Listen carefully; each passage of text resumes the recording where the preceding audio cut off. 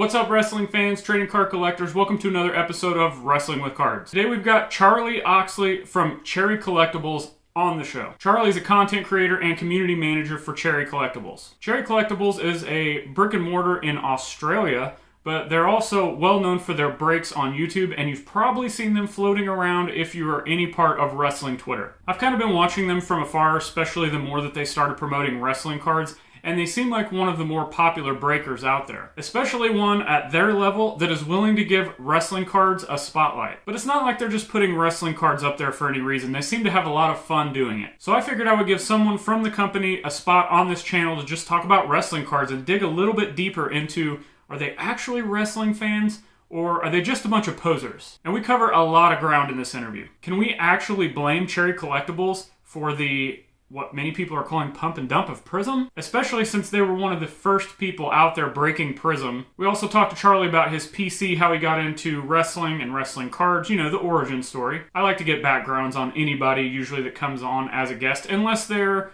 more of a well-known personality and, you know, their story has been told elsewhere. We also bring up a very interesting comparison talking about the rise of wrestling cards in 2022 and actually comparing it to something that Charlie knows well, and that's Aussie Rules football, and the comparisons between the modern and vintage and the divide within the communities. Some interesting parallels. And real quick, before we get started, when you're done watching this video, or if you want to pause this and you can go check these out now, make sure to check the links in the show notes. We've got links to everything that Charlie's going to promote, links to Cherry Collectables, the Twitter profile, anything else that we can put down there to help promote them, as well as all of the other links to everything I've got going on, social media, Patreon, eBay store. All of that is below. You can check that out at your own leisure. And right before we get into this, if you start enjoying this video, make sure you hit that subscribe button, give me a like. Let's kick it to the conversation with Charlie from Cherry Collectables. We've got Charlie from Cherry Collectables on, which if you guys are in the wrestling space, you've probably seen Cherry Collectables posting some great wrestling card content. How's it going? Glad to have you on the channel. Thank you, mate. Yeah, going really well.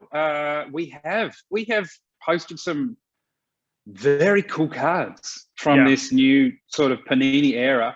We've been lucky. We've got a lot of wrestling fans down here, of course, and yeah, it's like on Twitter, it's a different audience. It seems to be, or at least maybe the algorithm has found all the wrestling collectors for me.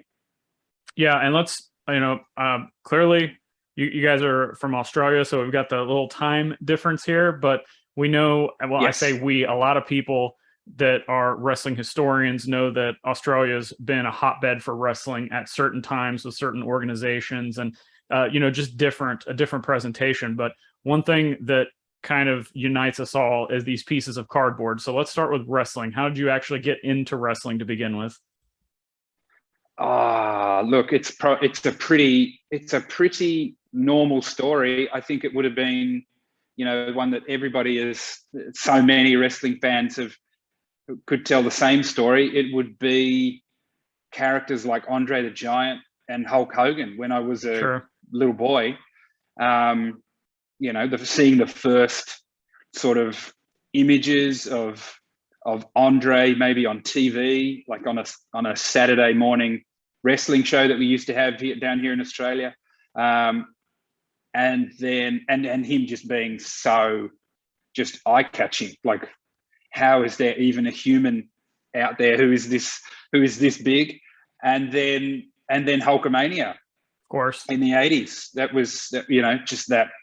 The Hulkster, his colors. It's something about that red and yellow. I think it attracts the eye, whatever combination you use, and it actually reminds me of the Superman suit as well, the Superman emblem, which always sort of gelled with me because I was a big Superman fan. So that would be the start of becoming a wrestling fan for me. Definitely be Andre and the Hulkster, and then when we were teenagers, it would be that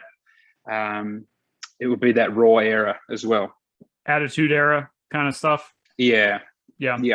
So we've established that. Now, where did your traction kick on for wrestling cards? Like, how did the fandom of wrestling actually start translating to cards for you personally? That would be probably only seriously a few years ago, maybe 2, 3 years ago.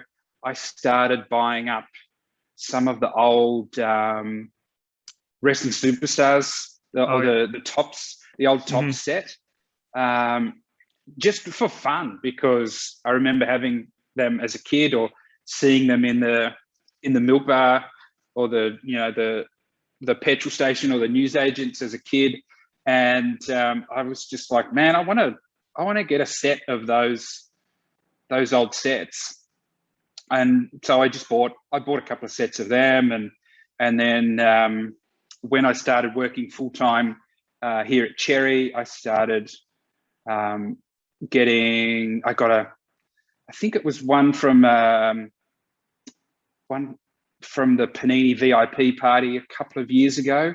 Okay. That was a special Ric Flair autograph one that they had. It was a picture from an NWA match. He's got the belt over the shoulder. He looks pretty young. It's a great shot of Flair. And so that would have been my first sort of auto. And then I was like, oh man, now I'm going to have to now I want a Hogan auto. It just opens the floodgates. yeah, exactly. Yeah, so it opened up the floodgates. Now I've got a few Flairs. I've got some Mick Foley. I managed to get an Undertaker this year, a Triple H, and they're just. I find them a lot more fun than basketball, football, soccer, etc. And it's a good transition. So we've got your fandom, how you got into the cards. So give us a quick backstory for anybody that hasn't followed you guys on Twitter and don't know what you're about. Quick backstory on Cherry Collectables and what your involvement is with the company. Yeah, of course, mate. Yeah. So Cherry Collectables was started by my friend Grayson, who was just here in the background before we kicked off. He started it in 2009. Okay. Because we'd both been collectors. We grew up basically down the street from each other in country town called Molesworth in Tasmania, Australia, and we were card collectors when we were kids. So when it was when the 90s sort of card boom hit and it was all about Jordan and Shaq and those guys, we were collecting basketball at the time. And in 2009, Grayson started his website, Cherry Collectables, to start bringing over some of the new Panini and Upper Deck products, basketball stuff that was coming out at the time, to sell here in Australia, because there was basically nobody doing it. Certainly in Australia, and even in the US, it was if you were still doing cards in 2009, right, and you'd been collecting from the 90s, you were a very hardcore, small group of people who were still, we're sort of holding the torch for cards still. Right. Very different to, what we have now with 10, 11 years later. So he started selling some cards online. He started doing some of the first, not the first, but some of the earliest live breaks he started doing in his apartment with very poor internet. So it would be... I'm sure that was interesting. It was. They often had to be... Some of them are still up. Like if you go to the earliest videos on our YouTube channel, you'll see them. Some of them he had to record and then upload later because his internet was so bad. And you'll see cards in here that he'll pull out, and even a couple of sales that he did live of cards in like 2012 or 2013, and it'll be like Kobe autos going for a couple $100. Jeez. It'll be like Giannis RPAs, and he'll be like, I don't know who this guy is. Is he any good? I don't know. Like some insane videos on there now. We've got so many people in collecting, but that's sort of how it started. He plugged away for. He was doing that sort of on the after hours, after his normal job. He'd do that after hours on the weekend, And in, I think, 2015, he decided he had enough traction to sort of go full time with it. So he started full time with a small store in Melbourne in 2015, and it sort of grew a little bit, quite slowly, over the next 4 years. I joined in full time, doing marketing, doing content, the videos, the photos, podcast in 2019, and sort of around the middle of 2019 is when a lot of new people started coming in to cards. We would see new people joining in the live breaks every week. We'd see new people creating accounts on the website. And because it was a lot of people are under the impression that it really took off in 2020 with the lockdowns and everything, right. But it was something that was already underway in sort of mid 2019 is how it felt to us. And then in 2020, it kept going up. The interest in it kept going up. So that's how it started. And I wake up every morning and I get to download the streams from yesterday and create cool videos and get the pictures and make sure everybody saw them, and chop up the podcasts like this with into clips so that people can hear the best parts. And I do the email marketing and the Google ads and everything like that. So it's great fun. Sitting in front of shelves full of wax like you are right now. I mean, that's got to be the ultimate thing. Yeah. You walk in every day and you're just like, I get to do cards for a living. It's amazing. So it's great fun. Correct me if I'm wrong. You guys run a brick and mortar store as well as your primary business online. Yeah, that's right. So we have I'm down here in Hobart in Tasmania, which is Grayson and I's hometown. And this is a small store, a sort of a diet version of our main store, which is in Melbourne, on the mainland of Australia, which is now it's a huge store. We had previously had a great location in an old building, but it was tiny.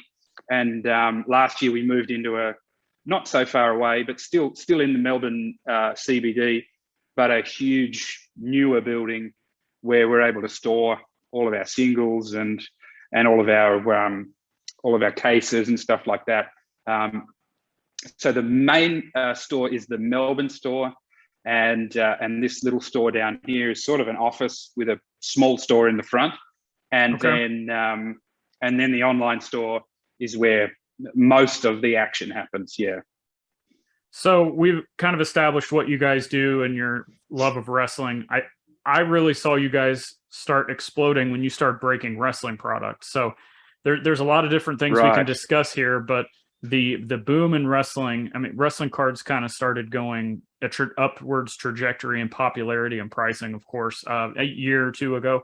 But it seems like these Panini products is when we started seeing some serious breaking action going on. And then we started seeing some infighting within the community, the modern versus vintage, and, shill bidding, like all that stuff started with breaking. And you guys were on the forefront of breaking Prism when it launched. So you can take that wherever you want, but let's just discuss how wrestling and breaking has affected your guys' business and how your customers are reacting to that. Yeah, I haven't followed the infighting. You'll have to fill me in on that a little bit. I know that there has been some definite infighting. I'm not entirely across what it's all about.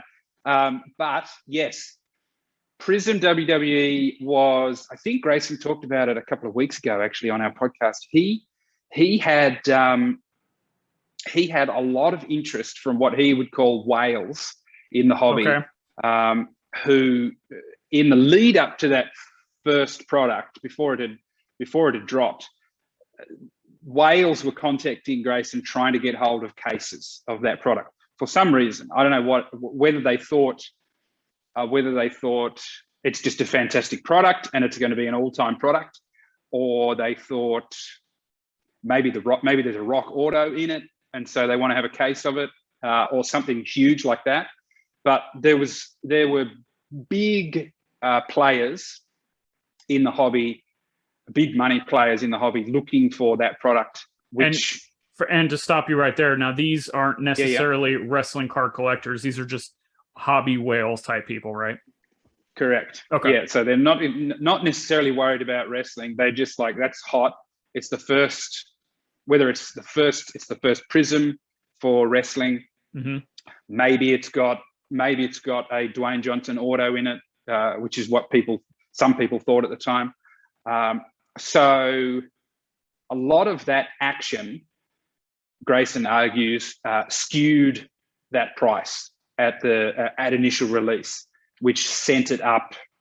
It was in Australia, it was you would nearly had to pay 2,000 Australian a box for it. Now, of course, now it's settled to, I think somebody was telling me about 300 USD. Yeah, I've seen them go for $200 to $300. Yeah, for a hobby box anyway. Yeah.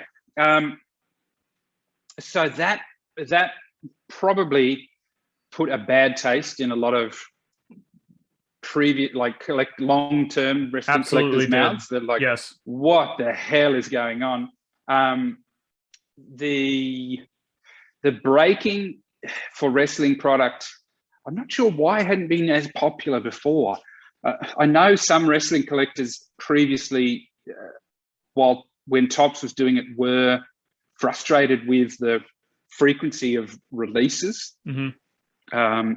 That was something that people had said to me about the Topps era when they were in control, that it was not as dependable. There was a lot of, another thing people told me was that there was a lot of paper-based product rather than the glossy chrome more style collectible, more modern prism style cards. So that was something that Panini shifted to straight away when they've got, if they're going for a prism release, then that's telling everybody this is a mid-tier or an upper mid-tier product. This is not, a paper-based Donruss style release. So that immediately gets, people who are just a prism collector. They just love prism. They love the look of it. They start coming out as well. There's that whole collector base around prism, no matter if it's WNBA, NFL, soccer, or in this case, WWE. Yeah, that's right. So all of those factors sort of, I think, contributed to an out of the ordinary just price and an out of the ordinary level of interest around that first release. Breaking certainly helps because you get people like me and other accounts whose job it is to make people excited about the cards that we pull. So we hit a big card, we hit a big Hogan auto or an Undertaker or a big rookie card, and I'm going to make a lot of noise about that because I know people love to see it, and I can grow the accounts with content like that. So that might be some of the things that happened, I think, that contributed to that, really an anomaly in the price of those boxes for that first Prism release. And we can see it in how it has settled in the subsequent releases. We've had Revolution really hit the market, and if you weren't a wrestling person, then you probably didn't see much of it. The box price didn't go crazy. Select as well, the box price there wasn't crazy. And what have we just had? Impeccable, yeah. That's a higher end product, so the price is getting up there. But what you're getting, hopefully, you're hitting a very nice auto. Hopefully, you're getting a cool relic out of those boxes as well. And it's going to be interesting to see what happens with Chronicles, because that's going to be that's one that I think Panini used for market research. Is we put all these brands, all these different cards in there, and then we look at what hits eBay and what are people most excited about out of that set. And then, okay, we could easily do a flux WWE, or we could easily do a gold standard WWE, or what, based on what we see after all these cards have hit the market, we could do this, and this in a full release. Right, and then I want to touch on the breaking the kind of the popularity that you've seen around wrestling. But let's go back to Prism for a minute, because that's what kicked. I guess technically Upper Deck AEW kicked us off in 2022 with a big wrestling card boom. But then Prism came along and said, "Get out of here," and people are still arguing. And I mean, you do sports cards as well, so you clearly know like different genres. So the logic that I'm saying with these whales, myself included, I'm not a whale, but myself talking about Prism, and there's other people that were saying like WWE Prism is going to be huge. It's going to bring in a lot more wrestling collectors that are, they know Prism products in other sports, and maybe they get the nostalgia for the Hogan or the Rock or, you know, Cena or whoever it is, that they're like, oh, I've got to go get the Prism Gold. I've got to try to look for that black 1/1, stuff like that. And the parallels and the wrestling card collectors that have been around forever, laying the groundwork for a lot of this stuff. It was like a complete, and it wasn't even a 180. It was like a complete 360 of thought process and how you approach these cards. Right. And then, you know, what the problem is right now is we've seen prices plummet on the boxes. We've seen, you know, an NBA silver Prism rookie is still something that's really sought after, as opposed to, it seems like the WWE version, they just started tanking immediately. But what we're still seeing is that Prism Golds, Prism Black 1/1s, if you want to go into the select ringside 1/1s and golds, those things are still have an upward trajectory, and you can't find them. And I think what a lot of the wrestling card collectors, the traditionalists, are saying is, well, Prism sucks because look at the pricing of all of these other cards. They're all going down. Meanwhile, you know as well as I do, Prism in any other sport, it's all about the golds. It's all about basically any parallel under 10, but mainly the golds. Yes. And it's all about scarcity and rarity, true rarity, not just a manufactured based on a grading element or something. So all that being said, like, what is your opinion on kind of the ups and downs overall of Prism compared to the other sports? Because that's been a real talking point for a lot of the community. That's interesting because it reminds me of and we can come back to it shortly, of the market for Australian rules football cards here. Over the last 2-3 years. It's been a similar story for the long-term collector versus the person who's joined more recently, or the person who's who is okay with the change. But yeah, Prism is an interesting one for WWE. Part of that change, part of that drop, I think, is because whether people didn't know before or now they've realized that Prism is a lot of the value of Prism is in the rookies in other sports. It's all about who is the hot rookie in the NBA, who's Trevor Lawrence in football, who is it in baseball. Although it doesn't really apply there at the moment. And rookies are a difficult one to cross over to wrestling, as we know, because you can have the guy who's going to get the big push, and the fans are like, nah, don't like him. Stop trying to push this guy down our throats. We don't like him. And then you've got gimmicks for wrestlers that start out as like, who is this? Who is Hunter Hearst Helmsley? This effete guy with a frilly shirt. He's super posh. I hate him. And then 10 years later, he's Triple H, and everybody's freaking out. Same with Stone Cold, Stunning Steve. Like, who is Stunning Steve? He looks like a geek, but then he's busting through the glass, and everybody's losing their minds. Yep. So it's a difficult one to track because you have that factor of the fans who can be like, nah, don't like this person, and it's also up to the creatives in the background Right. of they're tinkering in the background. Do they like this gimmick, or do they like this character? Do they like this guy? So it's a difficult one to get. Whereas in the NBA, in the football, it's more black and white. This guy had a great game. Okay, we're getting on him. Wow, Jar had a fantastic game. Okay, the Jar of Morant rookies just go because everybody wants to make sure they've got a Jar rookie now.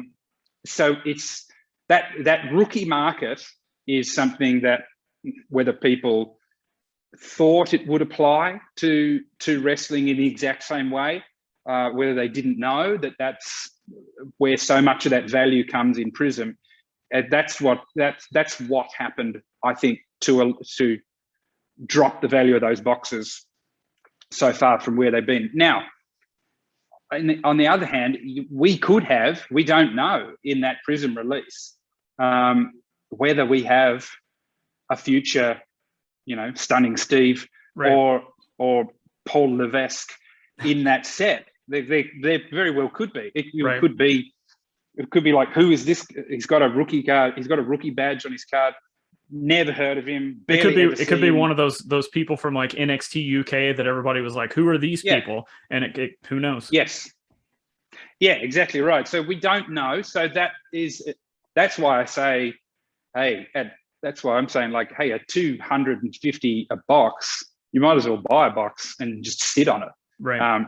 Because that's a silly price at the moment. So that rookie market, I think, is some of what hurt that value. Why it drops down so much, because we just don't know. And it's another factor with the UFC cards, because it's for a different reason, because those guys. So many of those guys' careers are so short. There isn't time for those guys to build into that all-time status like a GSP or a Conor McGregor, whoever you want to call, who's managed to ascend to that level of, wow, they are all-time. They're so rare in comparison to an NBA great or a football great, because those guys are, those rookies are they're one leg kick away from having their legs snapped and they're out. So it's a tricky one for UFC people as well. But yes, that change to this what some people call it the ultra modern era, which is like the current era of cards for collectors here in Australia with Aussie Rules cards. We have that's our sort of home game, our national game.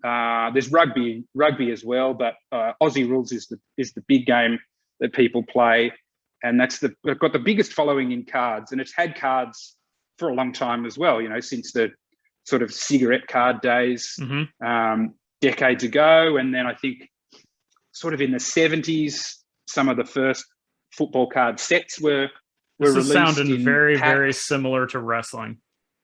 As far as the timeline and trajectory, and so these guys, the guys who've held the torch for footy cards here in Australia, are usually older. They've been collecting for a long time. Probably since they were 7, 8, 9, 10 years old, and now they're 40s, 50s, 60s years old. So for those collectors, the switch into this modern era of, okay, now we're going to have, because previously, even into the 90s and the early 2000s, it would be one release of cards per year. That would be it, and that's your set for the year. You collect the set, you collect every single card, and you put it in a folder, and you put it on the shelf, and that's done. That's all. That's all there. And now the company who's navigated the landscape very well down here, Select Cards in Australia, they've had the license, I think, since the 90s, or maybe even into the 80s. they've seen what Panini have done, what Topps have done in recent years, and gone, wow, okay, I think we've got enough interest here in Australia for maybe 3 or 4 or 5 sets of cards in a year. And the collectors are like, whoa, what are we doing, guys? This is too much. How am I supposed to collect every card in this set? Especially if every card has different colored variants. I don't know, how can I collect, how can I get a copy of every one of them? I won't be able to complete my set. I'm really angry about that. Way more people want this product now. So now I couldn't order it off the website like I always do. Now I've got to try and get a box off eBay, and it's double the retail price. So that market has had a big change as well. And it is a big change. If you've been doing something like that for 20, 30 years, and it's always been like that, and then suddenly one year it's like, oh, by the way, guys, now we've got 4 sets of cards, or way more sets of cards to collect. They cost double what you used to pay, and there's all these new guys. It is like, whoa, what is happening here? I'm not sure if I like this. Yeah, and like I said, the parallels you just described is almost identical of what's happened with wrestling cards. All right, so let's touch on the breaking. We've talked about that's what you guys do, and we've talked about Prism bringing people in. Have you guys are you breaking even more product as a result now because there's that many more people collecting wrestling cards? Is it still whales? How has the reaction been to like your traditional sports card people to the wrestling? Take that wherever you want. Yeah, that's a good question. It's something that has definitely created a new vertical for us. It was something previously that was occasional. An occasional break would happen of a new Topps release. I think about this time last year, actually, Blake he had one box of WWE Transcendent, and we did a live break of that with some lucky guys who were involved in that one. And that's, I mean, talk about an amazing product. Like I'm looking at the still stuff say it's the best out thing that Topps has ever put out for wrestling. Oh, it's out of control. That the level of organization that I'm looking at when you see the contents of that box, to pull all that together and put it into all those autographs, the artwork that went into it, the belt that goes into it. There's just so much coordination that the customer will never see that has gone to get everything collected to put into that box and then send out to people. So Topps clearly, they know what they're doing. They've been doing it for so long. But the prior to this Panini era, we would bust wrestling cards live very occasionally. There was a few hardcore fans who would want to see a box of the new Topps stuff busted. Now since WWE Prism, it's been pretty reliable around release days that there's going to be a lot of interest in the new product, whatever it is. We busted a bit of Revolution. We had a lot more interest in Select. People loved WWE Select. People like Select in general. And we're still busting a few boxes of Impeccable as well, just because the cards look so cool coming out. It's one of the things with the WWE. They've got an abundance of fantastic images of their athletes. Right. So the photos that they must have to choose from to put on a card, they're just like, how many awesome photos have we got of Goldberg or Rey Mysterio or whoever to put on this card? So they always look amazing.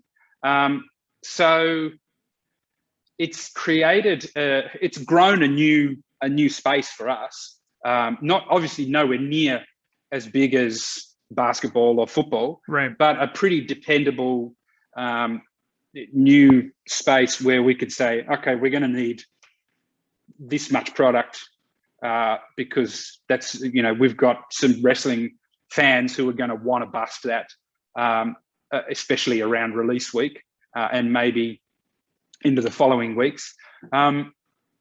So that's been great to have new people.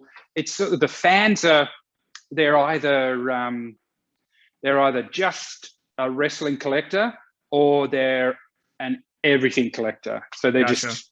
they're just like, oh well, I do basketball and I do soccer, and I Wrestling, like, why not throw it in? yeah, I used to love wrestling as well when I was younger, or I was a big Cena fan, so I'll jump in wrestling as well.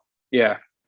Well, I mean, as a person that's trying to grow the wrestling card space with content and just word of mouth and get more people in, that's exciting that you have a reliable business now out of just a lane of wrestling cards that you can count on that same dependable people in the orders to come in for those breaks. And it's also cool to see the people coming into it that are like, oh yeah, I used to like wrestling. Like, who knows, that one experience might get them into being like a more hardcore collector. And I'm with you, like the wrestling cards, they're timeless. I say that like all the time in all of my content. Like, that's why I think it's better than any other type of collectible out there as far as cards go, is because they're based on characters and nostalgia, and those two things will be going on forever, regardless of whether they're in ring currently or whether they haven't wrestled for 20 years. Yeah, that's exactly right. We've also attracted, because we bust down a lot of product in the background for singles to list on the website as well. Like we might do, we'll reserve. There'll be some that's reserved for sort of pre-orders, the people who want to have their own box, their own. If we get enough, that maybe they want their own case. Then there's the section that will do, okay, this is for breaks, and then there's a bunch that we'll do for singles as well. So the single, when we post the singles, we find the character collectors or the specific wrestler collectors, and we often find them on Twitter, Instagram as well. But it seems to be Twitter is a wrestling fan space, and so posting like the Hogans that I've posted, the Seth Rollins I think I posted. There'll be the guy on Twitter whose username is @SethRollinsCollector or whatever it is, right? And he'll be in the DMs, like how much you need for that Rollins tie dye or whatever it is. So those singles as well help us to get out there into that wrestling card space, and hopefully people are discovering us as a place where they can get maybe help complete their set if they're going for a base set, or if we pull something nice like a big Stone Cold or a big Undertaker or something like that. I haven't seen an Undertaker from Impeccable. I don't think we've pulled one yet. He's one of my faves. I know we've got a couple of Stone Colds. I know we've got some. We had a nice Bron Breaker, but the singles collectors as well, the guys who are sort of holding back and just waiting to see what comes out of the product, are coming over as well, which is fantastic. You're covering basically everybody then. You got the breakers, you can maybe help out set collectors and super collectors with the player singles. So speaking of that, what is actually interesting you? Like, do you have a personal collection? Like, what are you into? My collection is sort of all over the place. Oh boy. and it's probably, I can see some stuff in the background there that you've got. So it's sort of figures, it's cards. I was for a long time a collector of. I've still got it all of a full scale and quarter scale statues. Okay. From mainly from movies and sort of cult movies. Terminator and Army of Darkness, and Freddy and Jason and characters like that. I don't have enough room in my office now, so that's why cards end up being the best collectible. Like I say that all the time too. Yeah, that's right. You start running out of room with everything else, and you're like, well, I can put 1,000 cards in this box. Yeah, exactly. So cards are fun. Cards are sort of a section of the collection. I've got some nice Ric Flairs that I love to just look at. Undertaker, Mankind, Triple H, Edge. Who else? Just and then just those are sort of autos or sort of pieces that I'm like, oh, I really like this one. This is one I would show off. And then there's just weird, or just like old stuff, like that old. I'm not sure what year it is. That old WCW set with the yellow border with like the red. All probably around the Impel, the 1991. Yeah, 91. Sure, yeah. That design, but every time I look at that design, I'm like, this is the most 90s design that I've seen in my life. It's just fantastic. And it's such a weird set as well. Like we're gonna have 8 cards of Ric Flair. And it's all in order. Like cards. Yeah. Like, why? I don't know. But it's such a great set. I love that. And there's like who else is in that set? They've got one for the announcers, which I don't know if they've done before. So there's like a Gene Okerlund card. Jim Ross is in there, and Missy Hyatt's in there, of all people. And I'm just like, okay. Yeah. So that's just a cool thing to have, to just be, the most 90s set that you've ever seen. And then the old Tops ones from the 80s, I like them. Sure. So those sorts of things are. And then outside of wrestling cards, I collect similar to the statues and figures that I used to collect. It's sort of cult TV shows or a lot of anything with Arnold or Stallone, like Last Action Hero cards or Demolition Man cards or Rambo cards, all those sorts of stuff. I've got sets of all of them. Dumb cards like Tales from the Crypt, like that sort of stuff. Non-sport. Like, see, notice everything we've talked about is like, it's all been based on nostalgia and character. That's something that I keep telling everybody. That I'm like, the sports card world looks down upon non-sport, and I'll just throw wrestling in there. Yes. But what they don't understand is the stuff that we're talking about is never going to go out of style. It doesn't matter if it's 30 years old, as opposed to the latest hot rookie. If they have an injury or they underperform, that stuff's trash now. Well, not trash, because there's a market for everything, but it's not going to be the highlight. Whereas we're over here having fun, and our stuff's just like growing in popularity, growing in value slowly over time, and we're having a blast doing this stuff. Yeah, 100%. Yeah, it's so much fun. Like, you discover a obscure set of Godzilla cards exists or something, and you're like, oh, well, all right, well, I've got to find a set of them. Like, and then it arrives, and you're like, oh, this is cool. I can't believe I didn't know about this. And you sit it there on the shelf, and or there was a set of. What's the last thing? One of the last things I picked up was like a set of Conan the Barbarian cards from the movie that never actually got released. Oh, that's cool. It was like a Rittenhouse set. They did a bunch of previews clearly for like a convention or something, and it must have been a set that they had planned to do, and then they never did. And this dude he must have worked there or something back in the day, so he's got multiples of this set of preview Conan cards. It's got Arnold on there and Sandal Bergman, and the cards you're like, oh, cool. Why didn't this set happen? Yeah. And so you grab a set like that. So they're just great fun. Yeah. So within wrestling cards, what's something that is there anything you're really looking forward to coming out? Is there anything you'd like to see Panini, or, if Fanatics buys Panini, then they owe Panini and Topps, or maybe it's even Leaf, maybe it's Upper Deck. What is it within wrestling cards that you're looking forward to, is something you'd like to see come out? Oh, yeah. Well, mentioning Upper Deck, I mean, they're doing a great job, I think, so far with AEW. Those characters, some of those characters that they have. Yeah, people love them. Yeah, they're just fantastic. So shout out to Upper Deck.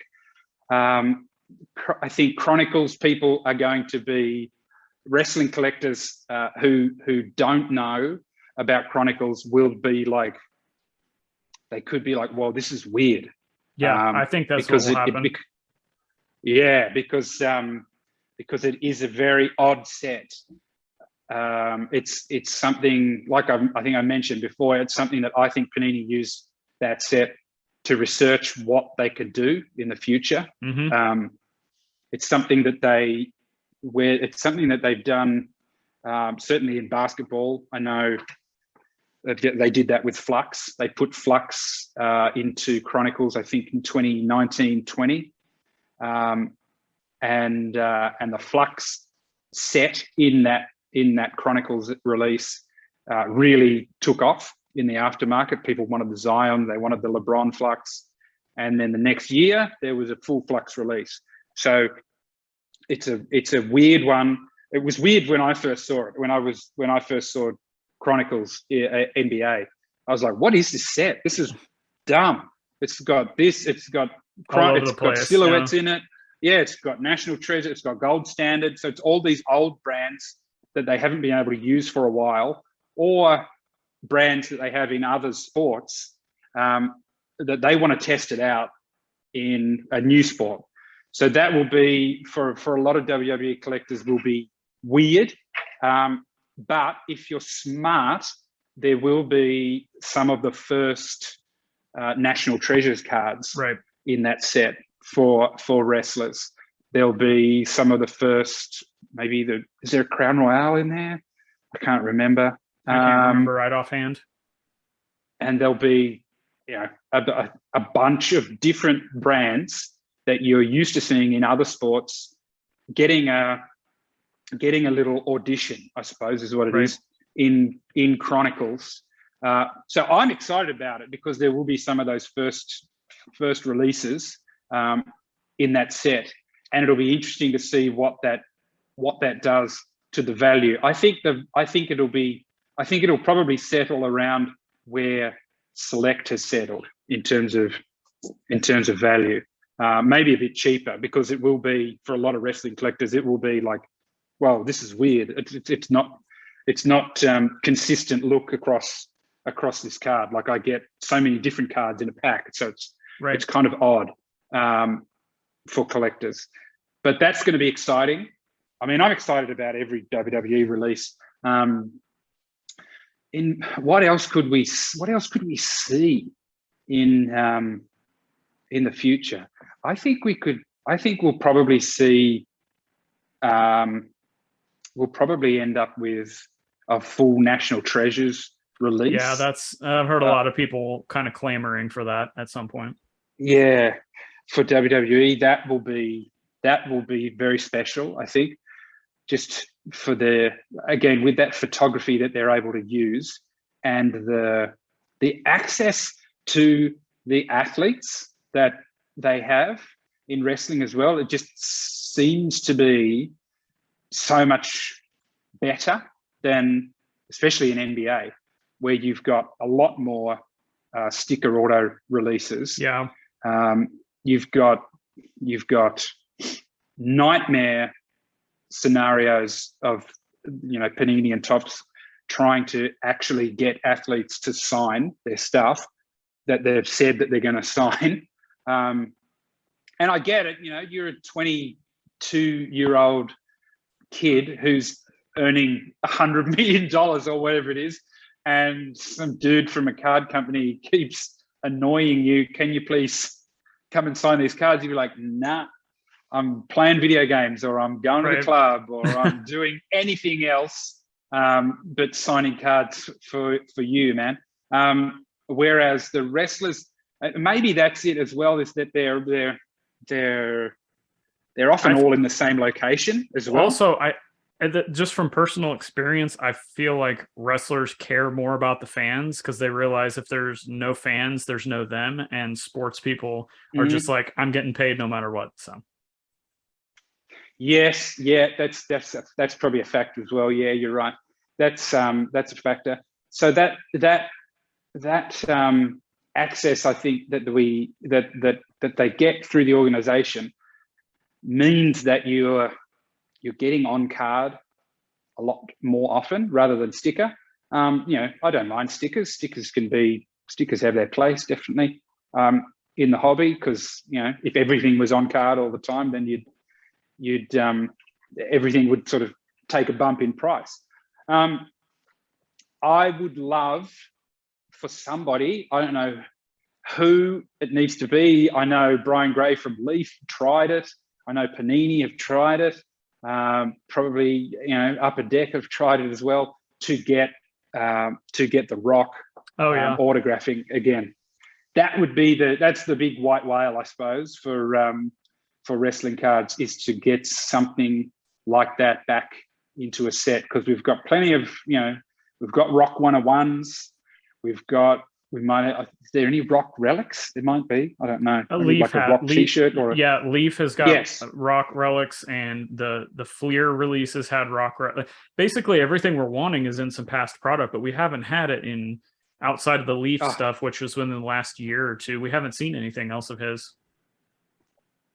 Yeah, that's right. And so it's weird, because it's like if you'd been the weirdo on eBay in like 2008 or whatever, and just bought every Rock auto from that Doom trading card set or Scorpion King trading card set, then you've got a pile of money, because he just hasn't done anything like that since. I was talking to Grayson about it the other day, because he's got to be one of the hardest working people on the planet, in terms of promotion and, getting into whether it's a new TV show, or he's going to buy a football league, or he's got to promote a movie, or he's got to do a red carpet. So, or he's in the gym at fucking 3 a.m. or whatever it is.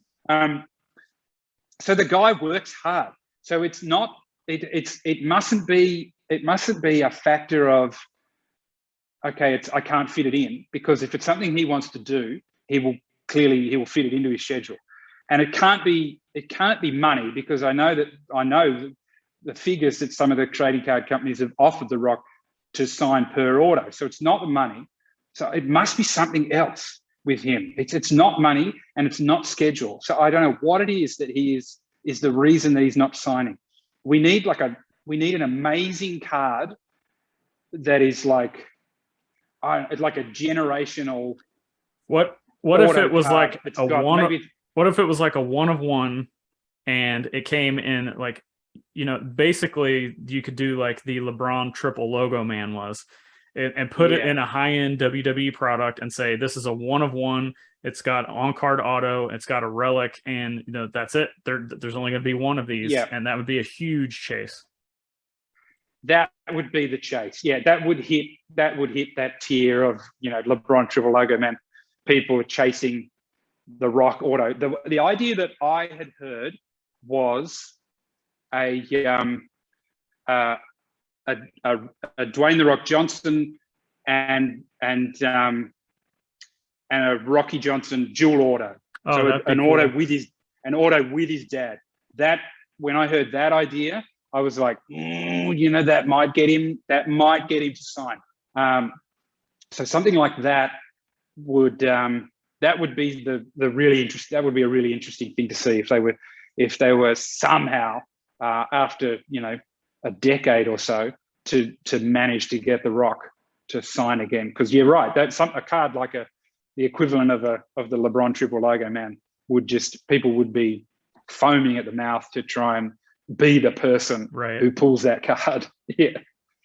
So last question, then we'll get out of here. What do you think the future of wrestling cards is? We've seen like I said, the upwards trajectory. We've got more collectors in here, but we still don't have a lot of those diehard wrestling fans.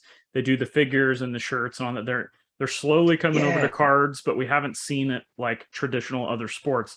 So you can take this question wherever you want, but where do you see the future of wrestling cards going? Just say within the next year. Yeah, okay. I think it continues to grow. I think wrestling in general, WWE, AEW, is currently on an upwards trajectory. It feels more interesting at the moment. It has felt for me. It's felt probably over the last 12 months. I've paid more attention to what's happening in the pay-per-views, what's happening week to week, and I think they probably have a really good champ at the moment in Roman Reigns. He's hitting his strides there. I think even my wife watched WrestleMania with me earlier this year. She was like, "Oh, this is interesting. This is interesting as just like a spectacle, just like a huge show." It's about wrestling. All that I don't really care. I'm just watching it because it's an enormous production. So it feels to me like it's like just in general, apart from cards, wrestling is getting more interest into it. So I think the hobby space continues to grow for wrestling. There will be more people come into it. I think in year 2 of Panini's license, however that ends up going, whether they're gobbled up by Fanatics and they continue to do it, that's fantastic. I think in year 2 they probably add a couple more releases to the slate. Like it'll probably go from, are we getting 4? I think we're getting 4 this year, isn't it? I believe 2, maybe 5. I think it's 5 this year. Yeah, and so maybe next year it's 6 or 7 or 8 releases. I think probably they'll probably go into a Donruss level where you can get a cheaper, more accessible release, and they'll go into a higher end release as well. I think they'll add that at either end to the slate. That feels like what they'll probably do. I think if a lot of people it was not a great way that it was done when it was sort of just announced that, oh, by the way, Topps are going to take back over in 3 years. That was a very kind of rude way to do it. Sort of, try and take the air out of their balloon before the first product even came out. I think if things are going like it looks like they're going with regards to Panini getting bought by Fanatics, we seem to get more evidence of that every week or every month. Right. If Panini America are sort of absorbed by Fanatics, then it's going to be off to the races, because that means Fanatics have access to all those Panini brands, and they can group them up with Topps brands. So now you can do all your Topps releases of WWE brands, and now you can just still do Prism WWE and National Treasure WWE and whatever you want to do. It's something that it's not to be underestimated as well. It's something that a lot of collectors have, when they saw the news about Fanatics and Topps, they're like, oh, awesome. Okay, well, we can get rid of Panini, who we dislike for whatever reason, redemptions, sticker autos, name your complaint. And I'm always a bit like trepidatious. I'm like, guys, the recent collector in this game, whether it's certainly if it's NBA, which has exploded, football, and now WWE, the more recent collector, that is Prism is cards to them. Right. Mm-hmm. So, the Topps sets, Topps Stadium Club, Topps Chrome, they are, for a lot of people, they're like granddad's cards. Right. They're like, I've never seen these sets before in my life, and I'm not that bothered by them. I don't really care about them. So don't underestimate if Panini isn't still in those brands. That'll be a big change for a lot of the modern collector. If there's no more Prism basketball, what does that mean? Right. And Topps and Fanatics especially, the guys there know that, which is why they are trying so hard. And there's so much back and forth between the companies about getting bought out, because that is brands like that Panini have built are very important to a lot of collectors. So if there's I'm sure they'd be able to navigate it without Prism, without those other brands.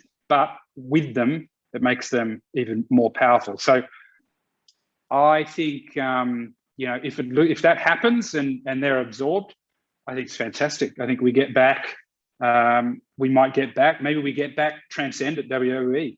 Yeah, Transcendent and Topps Chrome, that would be the two big things wrestling Topps collectors Chrome, would still buy. Amazing.